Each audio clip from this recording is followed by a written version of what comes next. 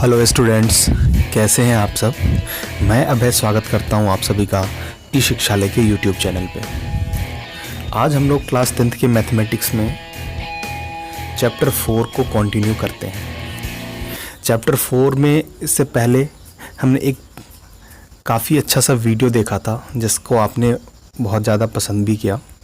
उसमें हमने देखा था कि क्वाड्रेटिक इक्वेशन क्या होता है, इसका जनरल फॉर्म क्या होता है एंड क्वाड्रेटिक इक्वेशन से रिलेटेड किस तरह के कंटेंट्स, किस तरह के क्वेश्चंस आपको इस पूरे चैप्टर में पढ़ने हैं। यानी कि मैंने इस चैप्टर का एक कंटेंट भी बना करके आपको बतलाया कि इस चैप्टर में पर्टिकुलर ये चीज़ें पढ़नी है। फिर मैंने 4.1 के कॉन्सेप्ट को बताया, साथ ही 4.1 के जो कुछ इम्पोर्टेंट क्वेश्चन थे उसे भी डिस्कस किए।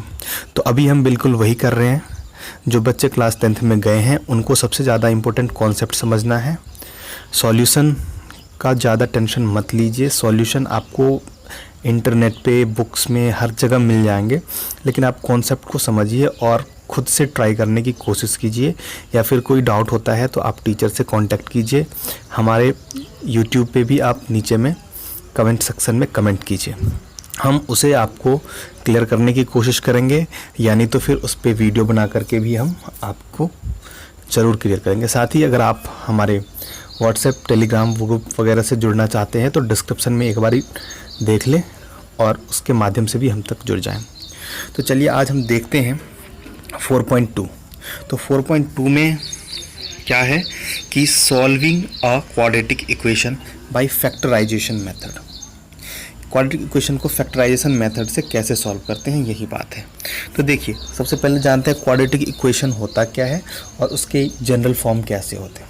ठीक है, तो ये क्वाड्रेटिक इक्वेशन कोई भी एक अलजेब्रिक एक्सप्रेशन होता है। बेसिकली कह सकते हैं कि पॉलिनोमियल होता है। Quadratic equation is a polynomial having degree 2। ठीक है, 2 डिग्री वाले पॉलिनोमियल को क्वाड्रेटिक इक्वेशन कहते हैं। क्लियर है।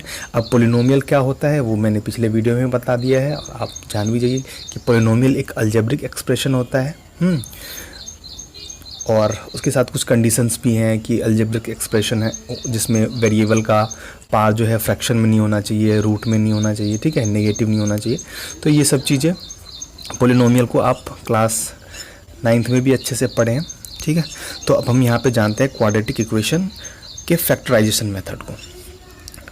4.2 का जो पहला क्वेश्चन ही है उसमें भी फैक्टराइजेशन मेथड का ही यूज़ किया गया है, इसीलिए आप सबसे पहले जानिए।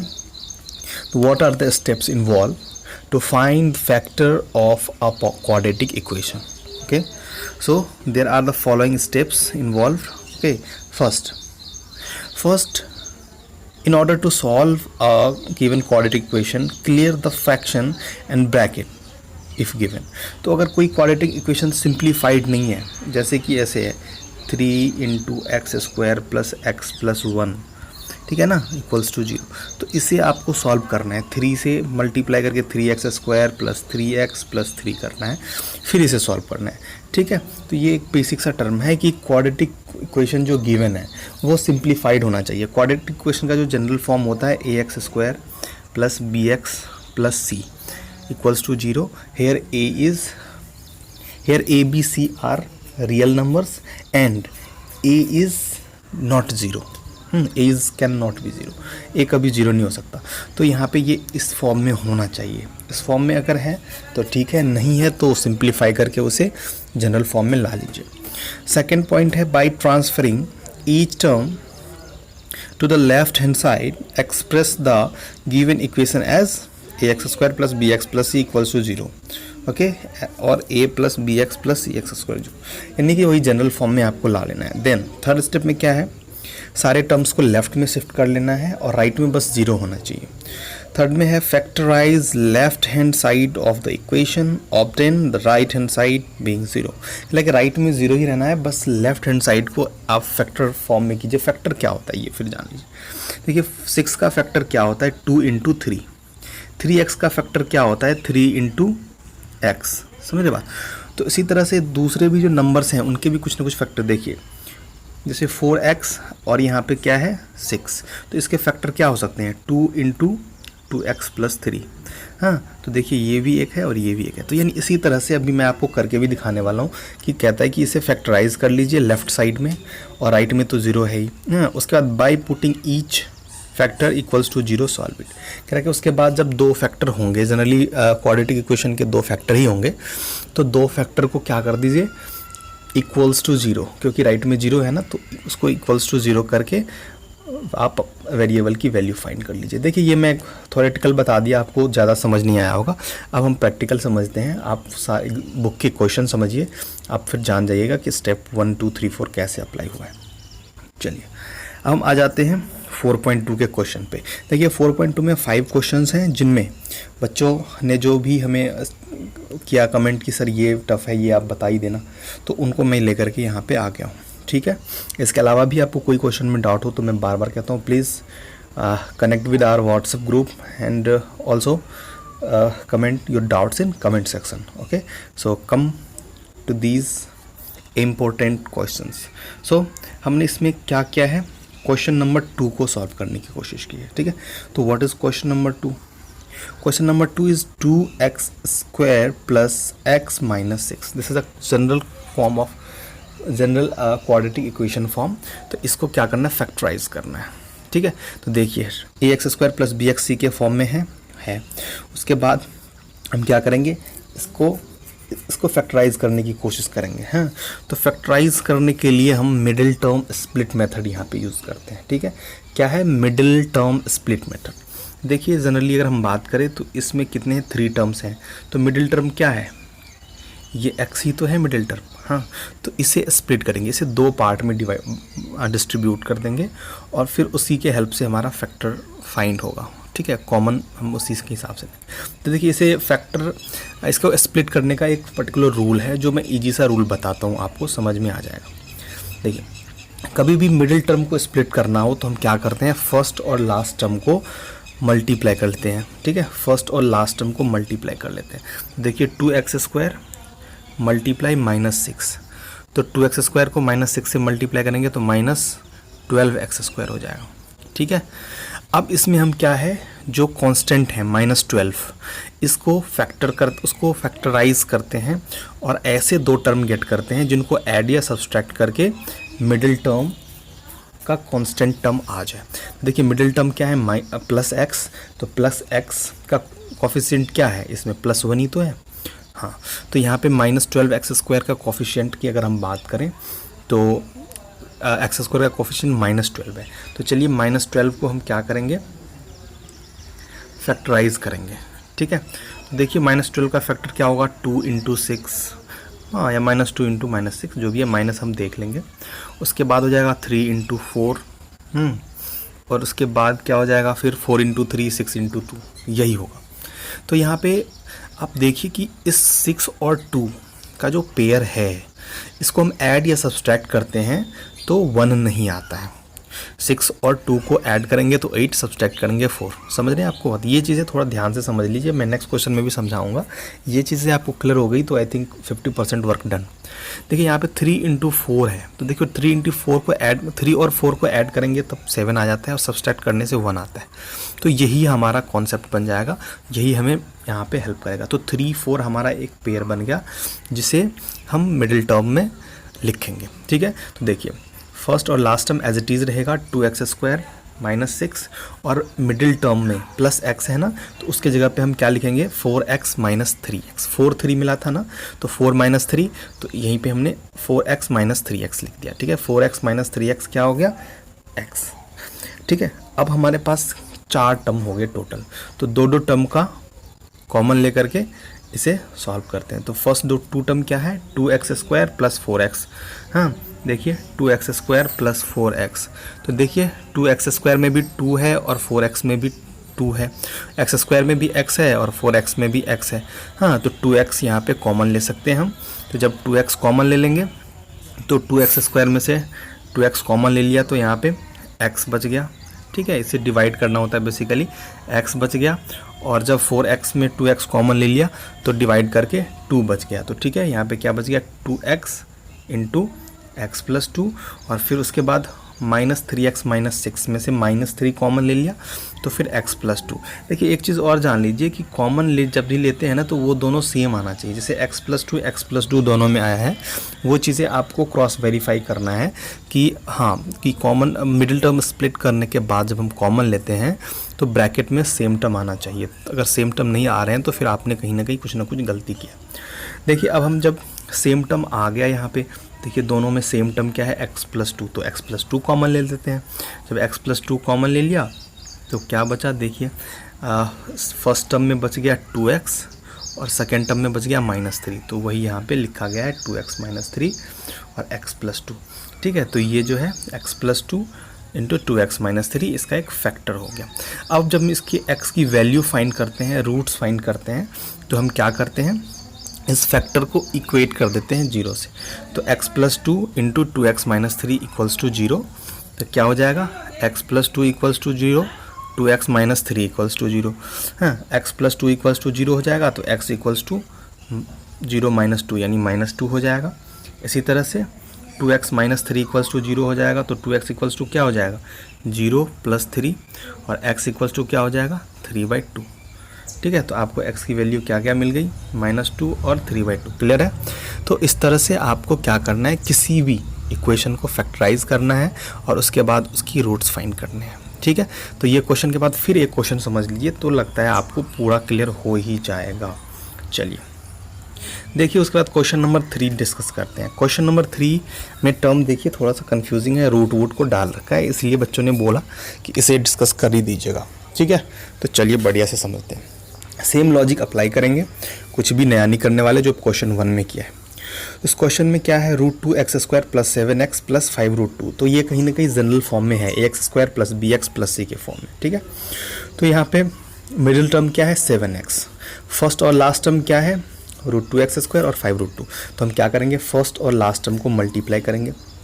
तो देखिए जब √2 को 5√2 से मल्टीप्लाई करते हैं तो क्या हो जाता है, 5 ही रहता है और √2 को √2 से करेंगे तो 2 हो जाता है, 5 2 जा 10 हो जाता है। ठीक है, और बेसिकली x² भी है तो ये 10x² हो गया। ठीक है, तो देखिए 10 हो गया पॉजिटिव 10। देखिए 10 को ऐसे स्प्लिट करेंगे, 10 का ऐसा 2 फैक्टर लेंगे जिसको ऐड या सब्सट्रैक्ट करके मिडिल टर्म का कोफिशिएंट 7 आ जाए। ठीक है, तो चलिए देखिए 10 इक्वल्स टू क्या क्या हो सकता है, 1 × 10 हो सकता है, 2 × 5 हो सकता है, और क्या हो सकता है 5 × 2 हो सकता है। हाँ, उसके बाद फिर 1 × 10, 10 के यही 2 फैक्टर होंगे, है ना, क्योंकि 10 1 से तो डिवाइड होता है, 2 से भी हो जाता है, 3 से तो होता नहीं, 4 से होता नहीं, 5 से हो जाता है। तो यही 1 × 10, 2 × 5 या 5 × 2 लिखे तो ये दोनों सेम ही हो जाएगा। इसीलिए हम क्या करेंगे, इसे इरेज कर देते हैं, इसे नहीं लिखते हैं, यही हमारा समझने के लिए ज़रूरी है। ठीक है, ये देखिए अब हम देखिए फर्स्ट टर्म क्या है 1 × 10 यानी 1 और 10 दो यहाँ पे नंबर्स हैं, तो 1 और 10 को ऐड या सब्सट्रैक्ट करेंगे तो 7 कभी नहीं मिलता। बट सेकेंड टर्म 2 × 5 है जिसमें 2 5 को ऐड करने से 7 मिल जाता है। यहाँ पे मिडिल टर्म में भी 7x है, 7 है, तो इसी के हेल्प से देखिए हम स्प्लिट करेंगे। ठीक है, देखिए फर्स्ट और लास्ट टर्म को एज इट इज़ लिख देंगे। बस मिडिल का जो टर्म है जिसमें 7x है उसे क्या लिखेंगे 5x + 2x। ठीक है, 5 2 तो अभी बतलाया ही था आपको, 5x + 2x लिख दिया। अब हम क्या करेंगे, 4 टर्म्स हो गए जिसमें सेपरेट 2 टर्म्स को कॉमन लेंगे। ठीक है, तो फर्स्ट 2 टर्म क्या है √2x² + 5x। देखिए इसमें क्या है √2 है, इसमें 5 है, कुछ कॉमन नहीं है, इसमें x² है, इसमें x है, तो x कॉमन है। ठीक है, तो देखिए x कॉमन ले लिया तो बचा क्या, √2x² में से x ले लिया तो x से डिवाइड करके देखिए तो √2x बच गया। इसी तरह से 5x में से x कॉमन ले लिया तो 5 बच गया, तो √2x + 5 बच गया ब्रैकेट में। और इसी तरह से दूसरे लास्ट के जो 2 टर्म है 2x + 5√2, इसमें से भी √2 कॉमन ले लिया तो क्या बच गया, देखिए क्या है टर्म 2x + 5√2। देखिए यहाँ पे 2 है, यहाँ पे √2 है। हाँ, तो इसमें से हम √2 कॉमन ले सकते हैं क्योंकि √2 को √2 से मल्टीप्लाई करते हैं तो 2 हो जाएगा। देखिए यहाँ पे x है और इधर x है ही नहीं, तब तो कुछ कॉमन ही नहीं होगा, इसीलिए √2 और 2 में से √2 कॉमन ले लेंगे। ठीक है, तो देखिए तो जब 2 में से हमेशा देखिए 2 इक्वल्स टू क्या होता है √2 × √2 होता है, तो अगर 2 में से √2 कॉमन लेने तो √2 बच जाएगा। ठीक है, ये समझ लीजिए, बिल्कुल डिवीज़न और फैक्टर के बेस पे ये सम है। हाँ, तो देखिए 2x में से जब हम √2 कॉमन ले लेंगे ना तो क्या बच जाएगा, √2x बच जाएगा। आप मल्टीप्लाई करके देखिए, √2 इंटू √2x क्या होता है, 2x ही होता है। ठीक है, तो यहाँ पे हमने इसलिए लिखा है 2x में से हमने √2 जब कॉमन ले लिया तो क्या बच गया, √2 x प्लस 5 √2 में से √2 कॉमन ले लिया तो 5 बच गया। देखिए ब्रैकेट में जो टर्म है √2x प्लस 5 दोनों बारी सेम आया है, इसका मतलब आपका फैक्टराइजेशन सही है। ठीक है, अब इसको सेपरेट देखिए, दोनों टर्म में √2x प्लस 5 है, √2x प्लस 5 कॉमन ले लिया तो बच के आ गया, इधर x बच गया, इधर √2 बच गया। ठीक है, तो x प्लस √2। ठीक है, तो ये कहीं ना कहीं आपका फैक्टर हो गया। इसे इक्वेट कर देंगे 0 से और x की वैल्यू फाइंड कर लेते हैं। ठीक है, तो देखिए √2x plus 5 into x plus √2 equals to 0, तो √2x प्लस 5 इक्वल्स टू 0 जब करेंगे तो क्या हो जाएगा, ये √2x इक्वल्स टू ये प्लस 5 उस तरफ जाएगा तो -5 हो जाएगा और x इक्वल्स टू हो जाएगा -5/√2। क्लियर है? हाँ, देखिए आपके सामने। और इसी तरह से x प्लस √2 इक्वल्स टू 0 है, √2 राइट में जाएगा तो -√2 हो जाएगा, तो x इक्वल्स टू -√2। क्लियर है? तो इस तरह से आपने यहाँ भी क्या देख लिया, रूट देख लिया इस इक्वेशन का, फैक्टराइजेशन मेथड, और उसके बाद रूट भी देख लिया। Very good. Factorisation method class 9th में भी आपने पढ़ाई होगा, इसलिए आप अगर वहाँ पे नहीं ध्यान से पढ़े हैं ना तो ये आपका 10th है, बोर्ड देना है इसमें, तो अभी इसलिए ध्यान से पढ़ लीजिए। मैं 9th के जैसे ही आपको बिल्कुल डीपली पढ़ाने की कोशिश कर रहा हूँ। कुछ भी आपको और भी चाहिए इसमें कि सर इसमें इस तरह की चीज़ें ऐड कीजिए तो प्लीज़ सजेस्ट मी। मैं देख रहा हूँ कि मुझे सजेस्ट करने वाले ज़्यादा नहीं होते, हाँ, और जो भी है सपोर्ट करते हैं, अच्छी बात है, लेकिन अगर मुझे कोई बेटर सजेस्ट करता है, ठीक है, तो वो फिर उसे मैं और भी इम्प्रूव करके आपके सामने रखने की कोशिश करूँगा। इसीलिए आप समझिए और आप अच्छे से देखिए, और आपको कुछ भी लगे बेटर तो आप मुझे बिल्कुल सजेस्ट कीजिए। ठीक है, यहाँ पे मेरा पर्सनल डिटेल्स भी है, मेरा पर्सनल भी कॉन्टैक्ट नंबर है, आप उससे भी कॉन्टैक्ट कर सकते हैं। अब आइए 4th नंबर क्वेश्चन भी देख लेते हैं। 4th नंबर क्वेश्चन क्या है, 2x² माइनस एक्स प्लस 1/8। इसे भी क्या है, मिडिल टर्म स्प्लिट मेथड से ही फैक्टराइज करना है, और फैक्टराइजेशन के बाद ये यहाँ पे मिडिल टर्म स्प्लिट नहीं, कुछ और लगने वाला है। अच्छा क्वेश्चन लिया है हमने, बच्चों ने पूछा भी था, तो इसको मैंने किसी अच्छे मेथड से सॉल्व किया है। देखिए ऑलमोस्ट पहले हमने कैसे किया है, फिर कैसे किया। मिडिल टर्म स्प्लिट ही है बट थोड़ा अलग तरीके से क्या है समझने की कोशिश कर लेते हैं। ठीक है, चलिए क्या है, रूट मतलब 2x² माइनस एक्स प्लस 1/8। देखिए ये 1 जो 8 है ना, ये थोड़ा सा ऑड लग रहा है, p/q के फॉर्म में है, हाँ, रैशनल नंबर। बाकी जो दूसरे ABC हैं, मतलब AB जो है वो रैशनल नंबर के फॉर्म में नहीं है। ठीक है, तो हम क्या करते हैं कि बेसिकली हम LCM ले लेते हैं, तो क्या होता है, 8 हो जाता है LCM। ठीक है, हाँ, तो 8 हो जाता है LCM, तो बचता क्या है हमारे पास, देखिए इसके नीचे 1 है, इसके भी नीचे 1 है, तो फिर जब हम इसको सॉल्व करते हैं तो 8 1 का LCM 8, और 8 को 2x से यहाँ पे मल्टीप्लाई करना होगा तो 16x² माइनस 8x प्लस 1 बचता है। हाँ, देखिए इस तीनों को अब सॉल्व करेंगे ना तो बिल्कुल यही होने वाला है।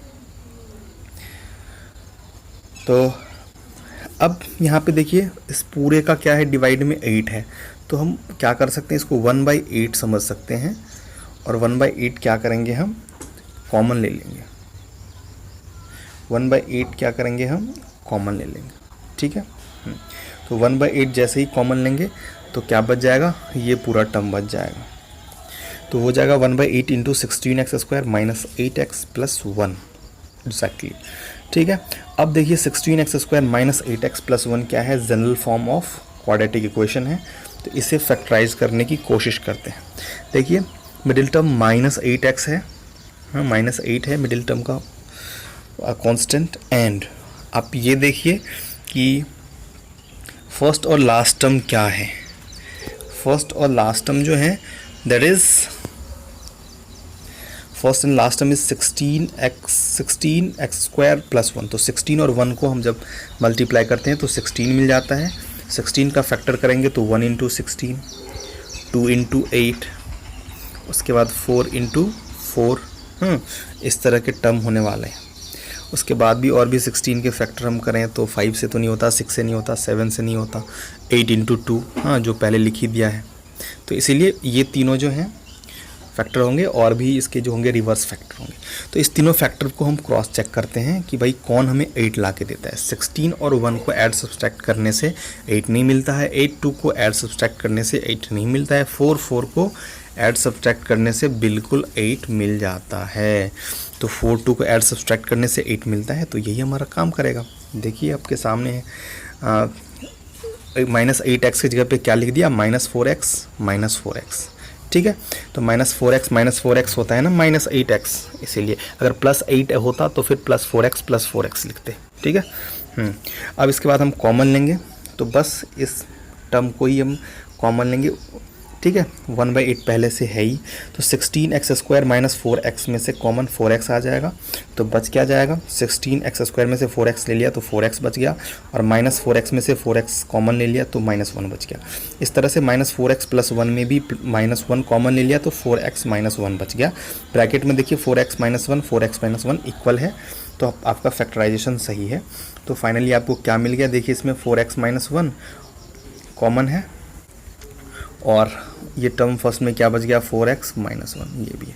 तो 4x - 1 इंटू 4x - 1 तो क्या हो जाएगा, 4x - 1 का होल स्क्वायर, हाँ 1/8 तो है ही, ठीक है। अब इसके रूट फाइंड करने के लिए हम क्या करेंगे, इक्वल्स टू 0 करेंगे, तो 4x - 1 का होल स्क्वायर इक्वल्स टू 0, तो 4x - 1 equals to 0, 4x - 1 equals to 0।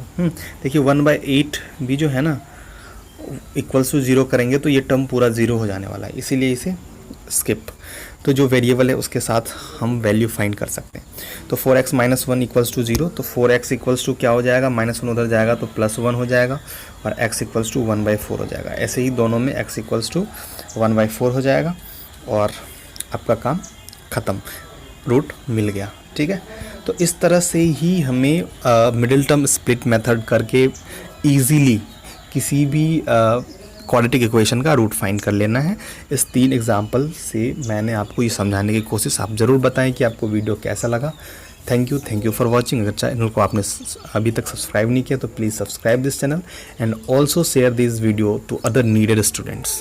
Thank you, good day.